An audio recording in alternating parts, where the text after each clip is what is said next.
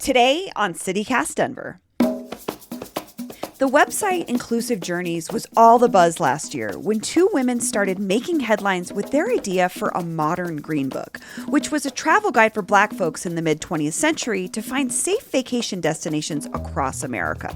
Really, it started around the time that Black folks were starting to gain disposable income, buying cars, and being able to travel. Parker McMullen Bushman and her business partner, Crystal Egley, wanted to bring that idea into the 21st century.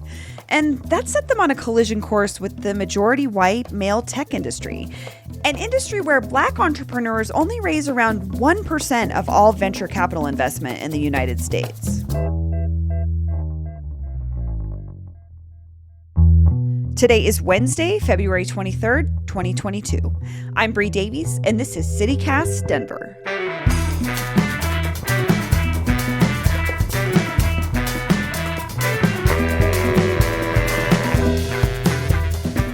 Do you have an Android or an iPhone? Android for life.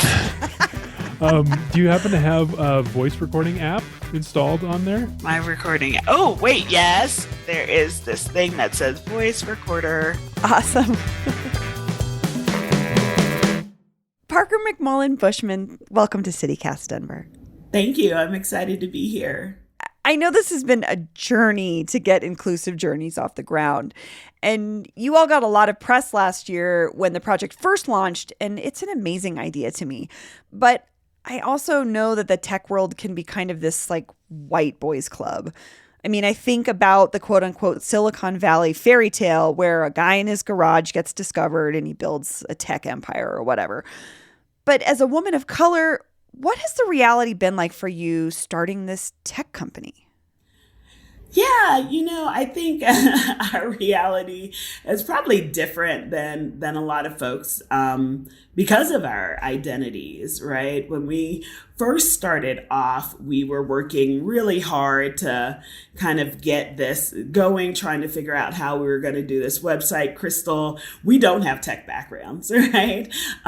So Crystal was like, I am going to try to learn how to code or maybe go to a coding boot camp. And we realized that was not going to work pretty quickly. And so we hooked up with a web designer and a software engineer, really, and started talking with them about our vision. But then we needed to get money for it. And as we looked, we talked with venture capitalists and angel investors, and there wasn't the interest that we thought there would be. When we talk to people about the product that we're designing, people get so excited, right? All identities are like, wow, this is amazing. This is needed. But when we got into those meetings, it was really hard and people didn't quite understand. And, our pitches began to become impromptu diversity, equity, inclusion trainings with the people that we were talking with because they didn't understand the need for it. Those pitches were kind of difficult and we had actually given up. We were like, well, maybe we need to take a step back, take a break. Then summer 2020 happened and George Floyd happened. And we're like, we cannot wait on this. This is so needed, right? We have to have these conversations. And so we started a GoFundMe. And that allowed us to get the first amount needed to get our first software engineer developing it.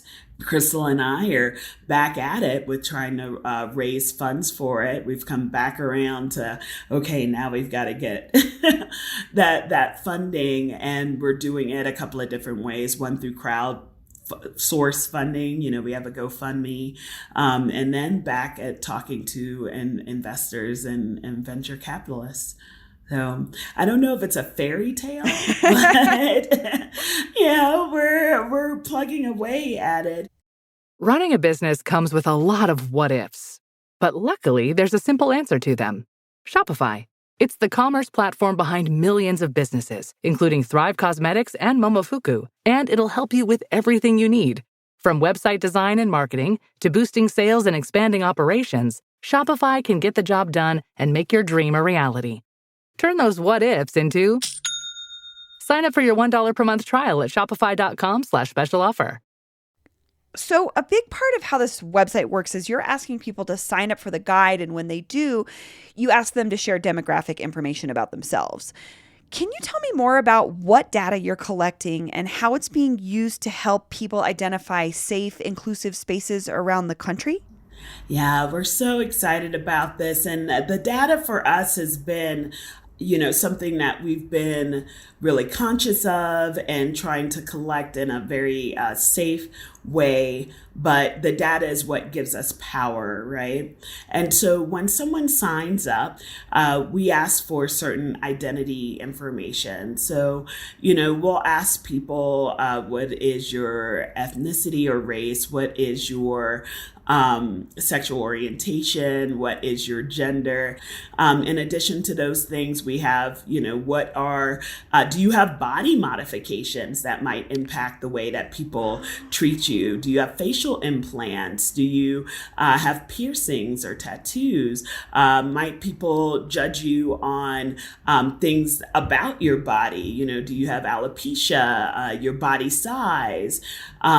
We also have, we've been very thoughtful about the way that we think about disabilities as well, right? And there are lots of different types of disabilities, but we realize that when people go out into the world, really what we need to understand is the accommodations that they need in certain spaces. So we ask about what accommodations do people use? Do you have a service animal? Are you a wheelchair user? All of the different things that people might need when they go out or need to know that businesses are able to provide for them, right, is what we have tried to capture. And then once they've shared that, they just go around and rate businesses like they would regularly. We have 3 scores, and the words we use are safe, welcome, and celebrated. Did you feel safe? Did you feel emotionally, mentally, physical safety in that space? Welcome. Did you feel that people wanted you to be there? Were you treated with dignity and respect as you went around your business? Celebrated is how are you represented in that space? When I walk into a space and I see, they've got models up around or advertising different brands or things within their stores, do I see people that look like me? If I go into a space to buy Black hair care products, are the Black hair care products out with the regular hair care products, or are they behind a pillar or locked up behind a piece of glass, right? So how do I feel like my identity is recognized and celebrated in this space? So that's how we use the data. Thinking about big data, like the conversation's usually pretty negative, like all the things that Facebook collects on us and all this information. But you all want to collect information in a way that supports people and makes it doesn't seem like it should be such a big, wild concept because it's already happening to us. But what if that data was used for good?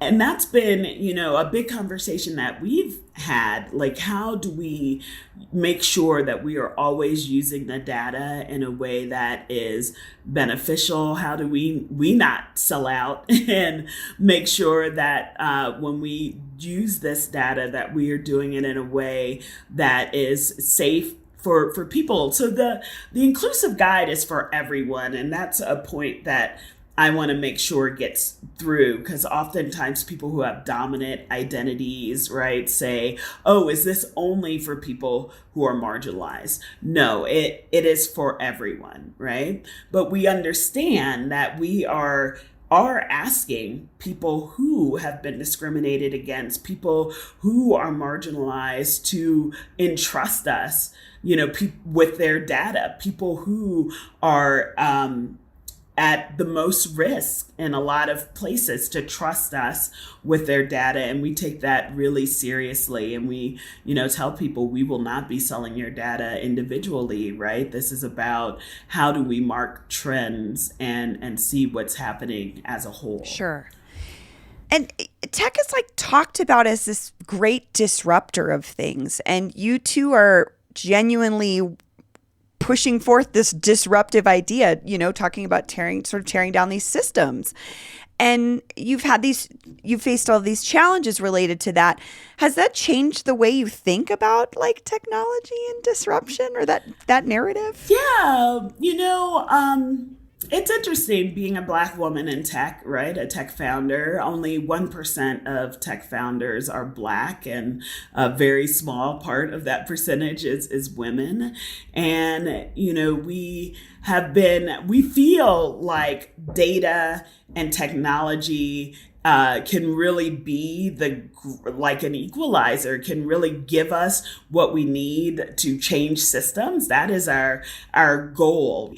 But in order to get there, working within the system has been difficult because we are not often, or always, I would say, we're not always taken seriously. I think at the same level, our experience is very much different than some of our white male counterparts. We talk to them and they tell us about how, I got my idea funded off of writing something on the back of a napkin at dinner and got $5 million to do what I'm doing now.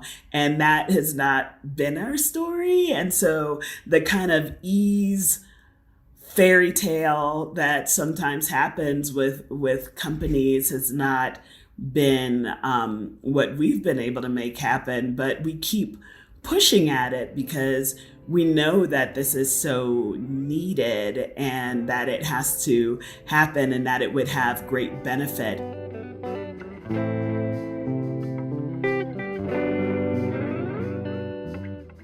Parker, thank you so much. This has been such a wonderful conversation. Thank you so much. It has really been a pleasure. And here's what else is happening in Denver today.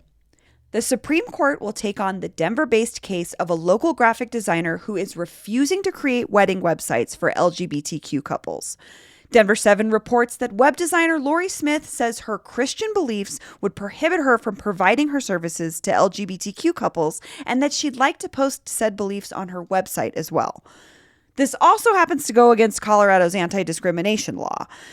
Come on, Lori. And yes, I'm having Masterpiece Cake Shop deja vu. It's not just you.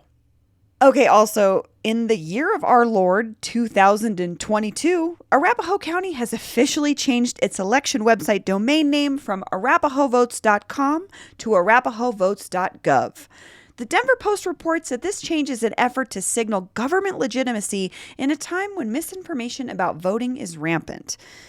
Maybe next they'll finally stop using arapahoevotes1861 at hotmail.com as their legit email address. I'm kidding. That's all for today here on CityCast Denver. If you enjoyed the show, why not take a minute to tell a friend about us, rate the show wherever you get your podcasts, and subscribe to our morning newsletter. We'll be back tomorrow morning with more news from around the city. Bye-bye.